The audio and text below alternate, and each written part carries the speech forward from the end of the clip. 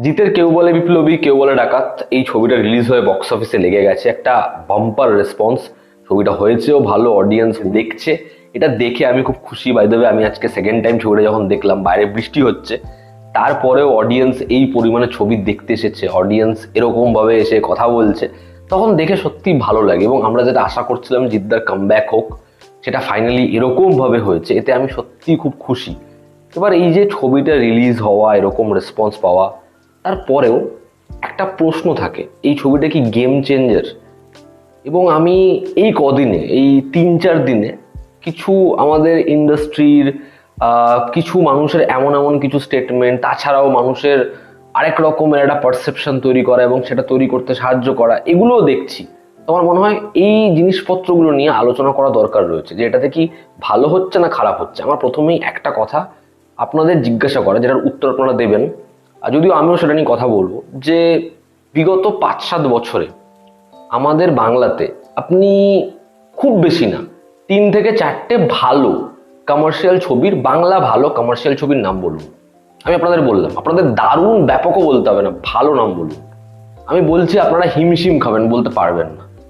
হয়তো সেখানে এমন কয়েকটা ছবির কথা বলবেন, ধরুন আপনি সেই হিরোর ফ্যান, বা আপনি সেই ফ্র্যাঞ্চাইজিটাকে দেখেন, ঠিক আছে আমাদের এখানে তো এটাই হয়, গতানুগতিক আমি একটু অ্যাডজাস্ট করে নিই, এগুলোর নামে আপনি বলবেন। আপনি ভালো কমার্শিয়াল ছবি বাংলার বলতে পারবেন না, কারণ হয়ই তো না।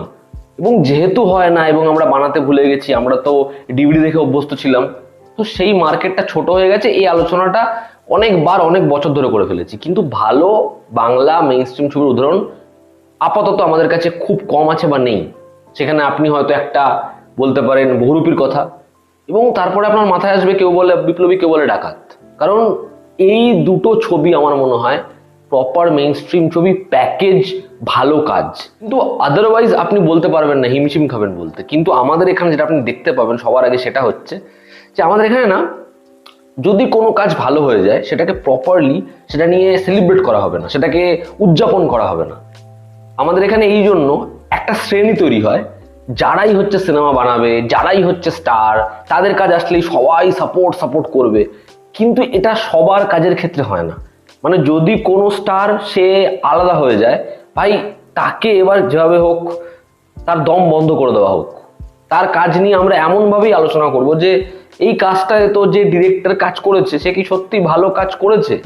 মানে কেউ বলে বিপ্লবী কেউ বলে ডাকাতের পর যদি পথিকৃৎ বসুর এগেইনস্ট এরকম প্রশ্ন আসে যে কি কাজ করেছে, এটা প্রপার ডিরেকশন হয়নি, অরিত্র ব্যানার্জি, অর্পণ গুপ্ত বা সৌমিত দেব, এদের কাজ ভালো হয়নি, তাহলে আমার মনে হয় সত্যিই প্রশ্নটা করা উচিত, তাহলে আমাদের এখানে ভালো বাংলা মেইন স্ট্রিম কাজ কি? আজকে খুব ভালো করে, আজ থেকে আপনারা 2 বছর আগে চলে যান, যখন কেউ বলে বিপ্লবী কেউ বলে ডাকাত ছবিটার অ্যানাউন্সমেন্ট হয়েছে, যখন পথিকৃৎ বসুর নাম এই ছবিটার সাথে যুক্ত হয়েছে, যখন এই ছবিটায় অরিত্র যুক্ত হয়েছে, একটা পারসেপশন তৈরি হলো পথিকৃৎ বসু একজন খারাপ ডিরেক্টর। জিদ্দা কি করে তার সাথে কামব্যাক করার প্ল্যান করে, এটা কিন্তু জিৎ ফ্যান্সরাও মনে করেছে। এবং আমাদের ইন্ডাস্ট্রি, আমি ভেতরকার কথা বলছি, মানুষ এটা নিয়ে হাসাহাসি করতো যে পথিকৃৎ বসুর সাথে জিদ্দার ছবি করবে, এটা কিরকম ডিসিশন, এটা হয় নাকি, এটা চলে নাকি, দাঁত এরকম আলোচনাও হয়েছে। কিন্তু সেখানে যখন জিনিসটা পুরো পিকচারটাই ঘুরে যাচ্ছে, ছবিটার হাইপ নেই রিলিজের আগের দিন অবধি, সেখানে যখন ছবিটা স্পট বুকিং থেকে শুরু করে ওয়ার্ড অফ মাউথ, যখন রিভিউজ আসা শুরু হলো, ছবিটা যখন এরকম ভাবে অডিয়েন্স টানতে পারছে, এবং যখন দেখতে পাচ্ছেন আপনি সিনেমা হলে গিয়ে যে পথিকৃৎ বসু তার সব থেকে ভালো ছবিটা এটা বানিয়ে ফেলেছে, এবং সব থেকে পসিবলি বেস্ট ওয়েতে জিদ্দাকে প্রেজেন্ট করে ফেলেছে রিসেন্ট ইয়ার্সে, তখন আপনি সেই ডিরেক্টরকে অ্যাপ্রিসিয়েট করবেন না? তাহলে তো বস ডেফিনেটলি সমস্যা। আজকে এত ভালো রিভিউজ আসছে, তারপরেও ছবিতে অডিয়েন্স কোথায়? তাহলেও জিদ্দার কি অডিয়েন্স সত্যি আছে? এই যে প্রশ্নগুলো আসছে, আমার তো মনে হয় কেউ বলে বিপ্লবী কেউ বলে ডাকাত এই ছবিটা যদি দুর্গাপুজোর সময় আসতো বা ক্রিসমাসে আসতো, আমি কোথাও একটা গিয়ে রেসপন্স দেখে, আজকের রেসপন্স দেখে আরো, আমি এটা বলতে পারি হলপ করে, এই ছবিটা হয়তো যেরকম হয়তো পুজোর সময় সব থেকে হাইয়েস্ট কালেকশন করা যে ছবিগুলো বাংলাতে হয়েছে না, সেই রেকর্ডকে বিট করে দিত বা সেই নাম্বারই আনতে পারতো, যদি এই ছবিটা পুজোর 5 দিনের একটা লম্বা উইন্ডো পেয়ে যেত, 6 দিনের একটা লম্বা উইন্ডো পেয়ে যেত, ওই 6 দিনই ছবির যা কালেকশন হওয়ার হয়ে যেত।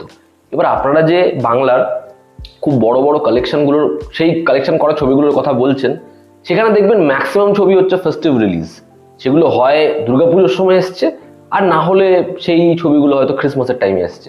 আর কিছু ছবি আছে যেই ছবিগুলোর একটা লয়াল অডিয়েন্স তৈরি হয়েছে সেই ফ্র্যাঞ্চাইজির জন্য, আদারওয়াইজ কিন্তু হয় না আমাদের এখানে কালেকশন।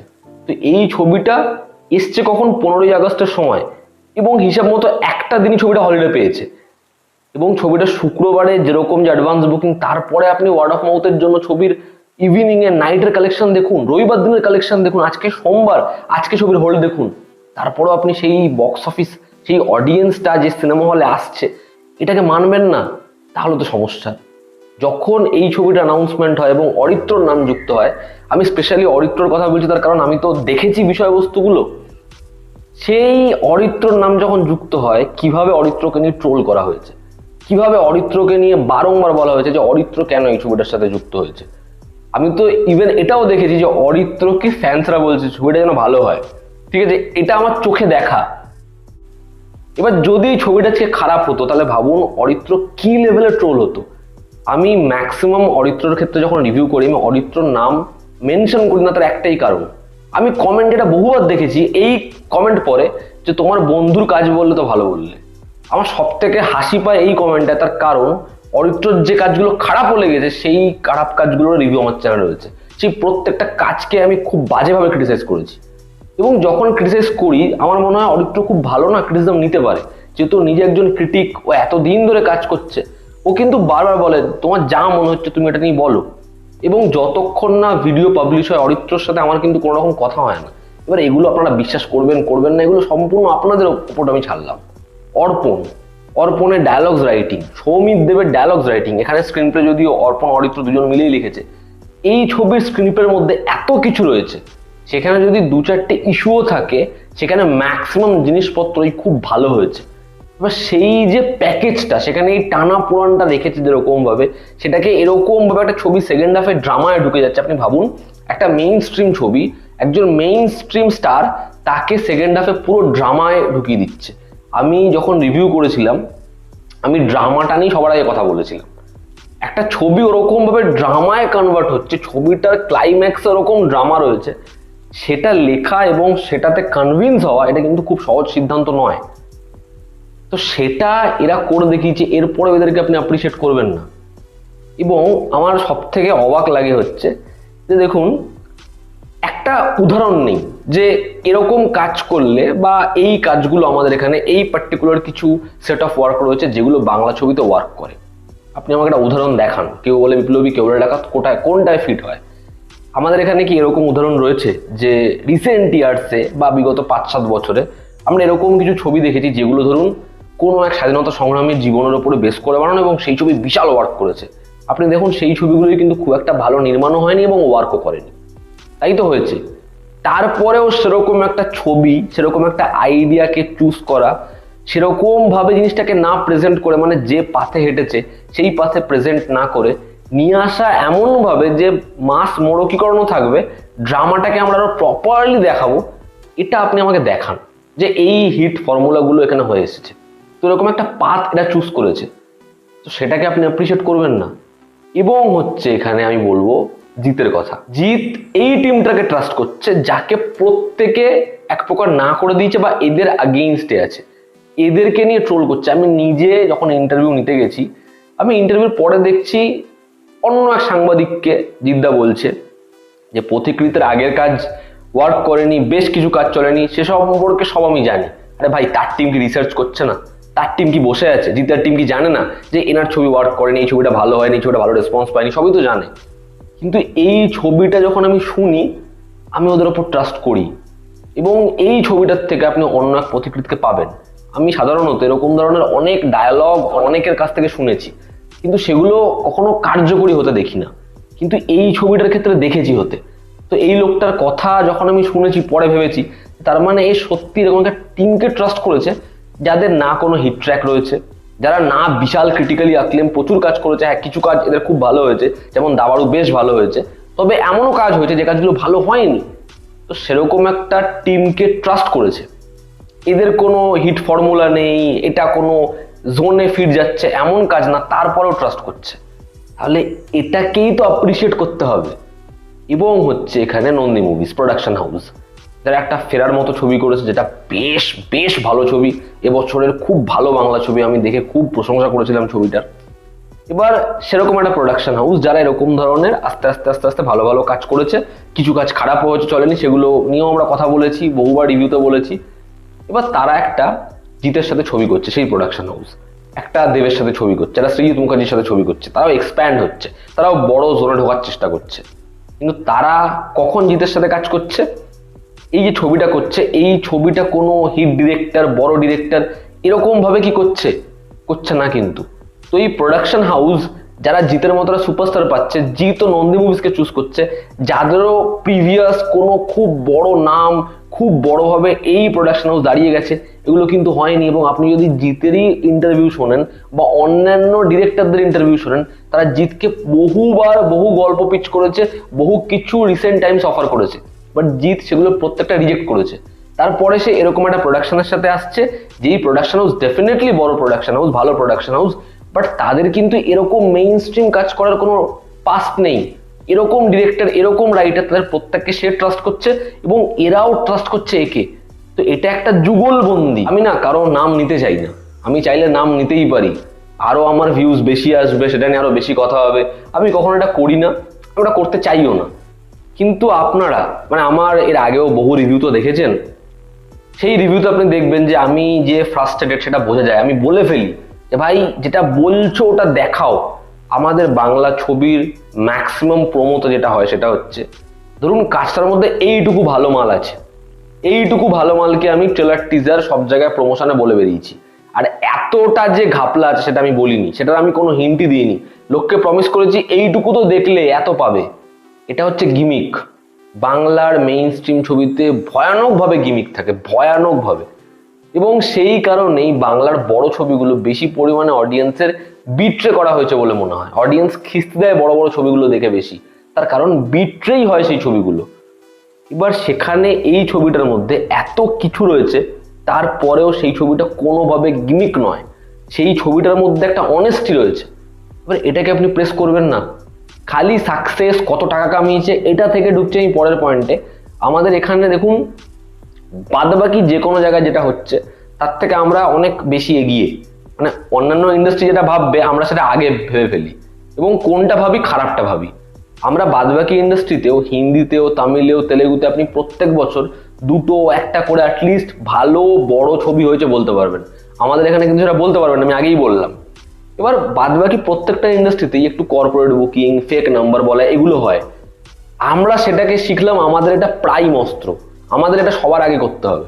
আমরা যাই বলবো, যেটাই বলবো সেটা ফেক কালেকশন হবে। এখানে কয়েকটা ছবি, কয়েকটা প্রোডাকশন হাউস আছে যারা সত্যি, যারা হচ্ছে জেনুইন নাম্বারটাই দেয়, জেনুইন কালেকশনটাই শেয়ার করে। কিন্তু আমি বলছি আমাদের এখানে বড় বহু ছবির ক্ষেত্রে আপনি যদি অরিজিনাল কালেকশনটা জানেন এবং যেটা বলছে সেটা জানেন, আপনি ভিমড়ি খাবেন যে ভাই এটা কি বলছে। সেখানে এই ছবিটার জন্য একটা জেনুইন ভিড় রয়েছে। আমি এই কথাটা কিন্তু মানে এই স্টার ভিত্তি করে, ওই ছবি ভিত্তি করে কখনো বলি না, বলার চেষ্টাও করি না। জেনুইন ভিড় হলে, অডিয়েন্স কোনো ছবি দেখলে সেই ভাইবটা পাওয়া যায়, সেই ভাইবটা বোঝা যায়, সেটা এই ছবিটার জন্য হচ্ছে। এবং মেকার্সরা এই দুদিনেও এমন কোনো নাম্বার বা এমন কোনো ফুটফলস বা এমন কিছু দাবি করেনি, বলেনি যেটা অবিশ্বাস্য, যেটা দেখে বিশ্বাস হবে না।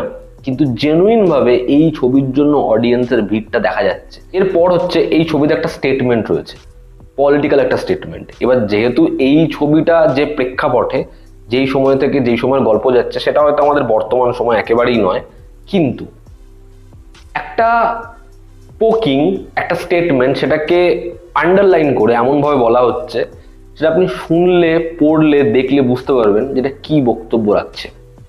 এবার সেটা এখন যা পরিস্থিতি সেটা করা কিন্তু খুব টাফ। এবং জিতের মতো একজন স্টার যে চাইবে আমি এখন সব থেকে বেশি সেফ বেট খেলি, সে এটা করছে, তাকে দিয়ে এটা করানো হচ্ছে। এটা কি চারটিখানি কথা? আমাদের এখানে আপনি বাংলা ছবি বলতে, বাংলা স্টার বলতে, বাংলার অভিনেতা অভিনেত্রী, সিনেমা বলতে গেলে সবার আগে কি বোঝেন? আপনি দেখবেন, আপনি ফিক করে হেসে বলবেন পলিটিক্স। এটাই হয়। এবং আমাদের এখানে রিসেন্ট টাইমসে এমন বহু ছবি আছে যেই ছবিগুলোর মধ্যে মেকার্সরা জেনে বুঝে, অজান্তে না, যে পলিটিক্স সেটাকে ঢুকিয়েছে, প্লেস করেছে, এবং সেটা খুব জঘন্যভাবে ছবিটার মধ্যে প্লেসড। দেখার সময় রাগ হয়, মনে হয় কি করে এটা করতে পারে। কিন্তু সেখানে কেউ বলে বিপ্লবী কেউ বলে ডাকাত, যে পলিটিক্স যে ন্যারেটিভটা রাখছে সেটা কিন্তু সাহসীকর, সেটাকে আপনাকে প্রেস করতে হবে, এটা প্রেস করা উচিত। এবং আমার মনে হয় আর্টিস্টের বা যে কোনো ন্যারেটিভের একটা পলিটিক্স থাকবে, তার একটা দেখা থাকবে, রাজনীতি থাকবে, তবে সেটা কখনোই তার শিল্পের, তার ক্রিয়েশনের ঊর্ধ্বে চলে যাবে না। মানে আমি ওই পলিটিক্সের জন্য নিজের শিল্পী সত্তা একদম পিছন মেরে দিলাম, এটা হবে না, এটা হওয়া উচিত নয়। কিন্তু আমাদের এখানে সেটাই হয়। আমাদের এখানে যে মিউজিক ডিরেক্টর, আমাদের এখানে যেরকম টাইপের সেট পিস অফ গান, আমাদের এখানে যেরকম ধরনের প্রমোশন, এই জিনিসপত্রগুলো আমরা রিসেন্ট ইয়ারে দেখেছি। আপনি এই ছবিটার মধ্যে এই একটা জিনিসও পাবেন না, শান্তনু মৈত্র এই ছবিতে মিউজিক করছে।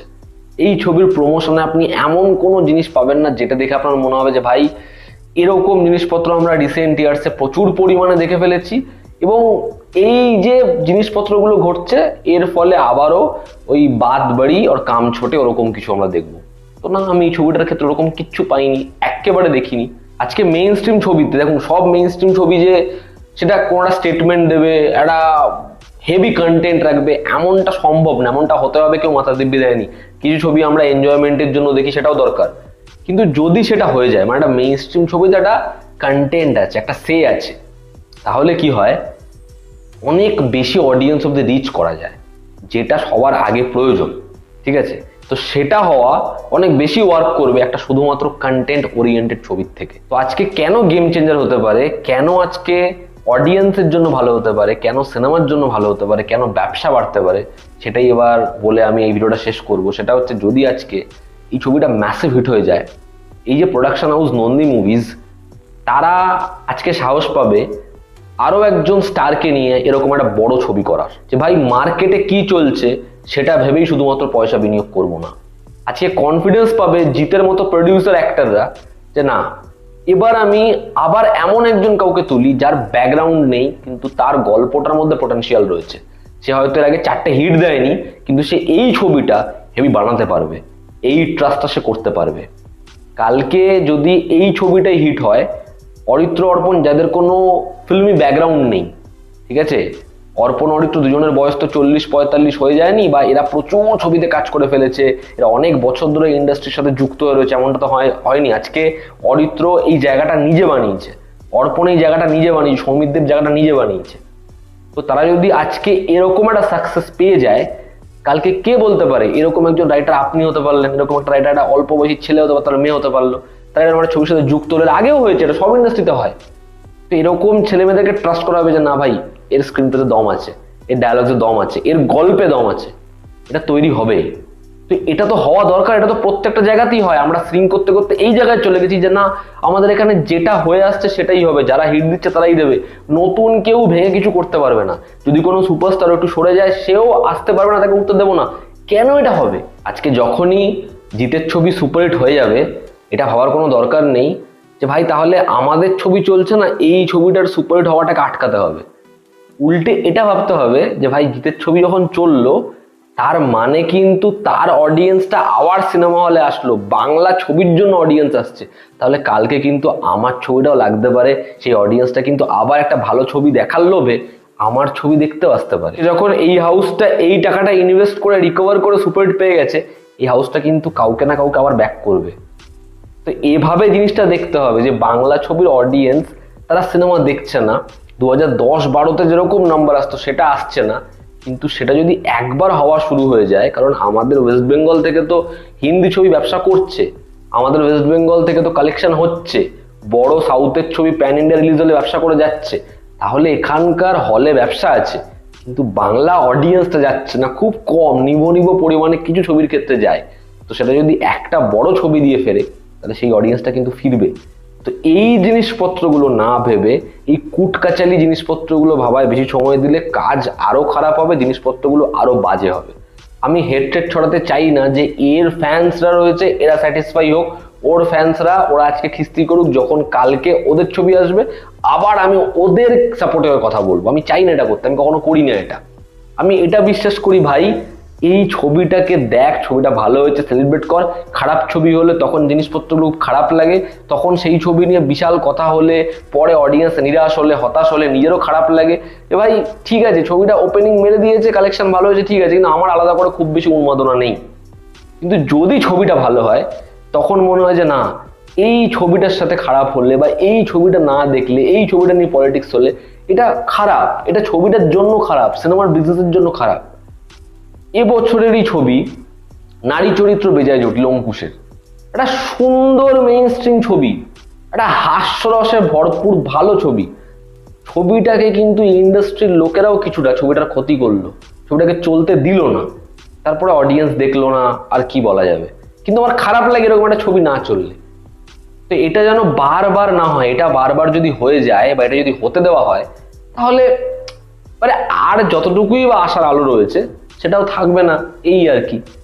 দেখুন, বাদ বাকি কারোর কিছুই যাবে না। আজকে যারা যারা পয়সা কামানো, যারা এই জায়গাটা পাওয়ার, তারা পেয়ে গেছে, কিন্তু যেটা হতে পারে, জিনিসটা ফিরে আসতে পারে, সেটা তৈরি হবে না, এটাই আর কি। তো সেটা হোক, এটাই চাওয়া। এবং এই ছবিটার দ্বারা ম্যাসিভ সাকসেসটা এই ছবির পুরো টিম দেখুক, এবং বাদ বাকিদের সেটা থেকে ভালো জিনিসটা নেওয়া উচিত, ভালো জিনিসটা শেখা উচিত, নাকি খারাপ জিনিসটা শেখা উচিত বা ক্ষতি করার চেষ্টা করা উচিত। এটাই মানে আমার জাস্ট এইটাই বক্তব্য আর কি। আমি চাই জিদ্দা এরকম ভাবেই ছবিগুলো করুক, মানে একটা ছবি না করে মানে সে আবার একটা গ্যাপ নিক, আমি চাই না। আমি চাই সে তথাগত মুখার্জি হোক, অভিরূপ ঘোষ হোক, আবার পথিকৃৎ বসু হোক, বা সৃজিত মুখার্জি হোক, এনাদের সাথে কোল্যাব করুক। এবং আরো আরো আনডাউটেডলি আরো অনেক ডিরেক্টর আছে, এরকম ছবি সে করুক, অন্যরাও করুক, ভালো ছবি আসুক, এটাই। তো এই ছিল আমার বক্তব্য, অনেক বড় হয়ে গেছে ভিডিওটা। তোমরা যারা দেখলে তোমাদের কি অপিনিয়ন জানিও, জনতা আমাদের পাশে আছে। আর আমি আবারও এই ভিডিওতে একটা কথা বলবো, যেটা আমি কমেন্টেও বলেছিলাম, তার আগের দিনও বলেছিলাম, কিন্তু আমি দেখলাম কেউ বলে বিপ্লবী, কেউ বলে ডাকাতে রিভিউ দেখার পর অডিয়েন্স আগের ভিডিওতে আমি কি বলেছি বা পরের ভিডিওতে কি বলছি তাদের দেখার মানে আর ধৈর্য নেই বা কেনই বা দেখবে। আমি ওই ভিডিওটা যখন শ্যুট করেছি, কেউ বলে বিপ্লবী কেউ বলে ডাকাত, সেদিনকের ভিডিওটা, ইভেন আওয়ার আপান 2ও, আমার তখন জ্বর। আমি সিনেমা দেখছি যখন, তখন আমার গায়ে জ্বর, এসির মধ্যে বসে বৃষ্টিতে ভিজে ভিজে ওই ভেজে জামা গায়ে শোকাচ্ছি। তো স্বাভাবিকভাবে আমার মানে আর শরীরে এনার্জি থাকবে না কথা বলার সময়। আমি দেখি এখনো কমেন্ট পড়ে, তুমি ভালো তো বলছো কিন্তু তোমার এনার্জি নেই। আমি কোত্থেকে এনার্জি আনবো? আমি এই 2-3 দিন কাজ কিরকম ভাবে করেছি শরীর খারাপের জন্য। যাই হোক, এটুকুই আমার বলার। তো এই ছিল আজকের ভিডিওতে, তোমাদের কি অপিনিয়ন জানিও। জনতা আমাদের পাশে আছে, আবার দেখা হচ্ছে, টেক কেয়ার।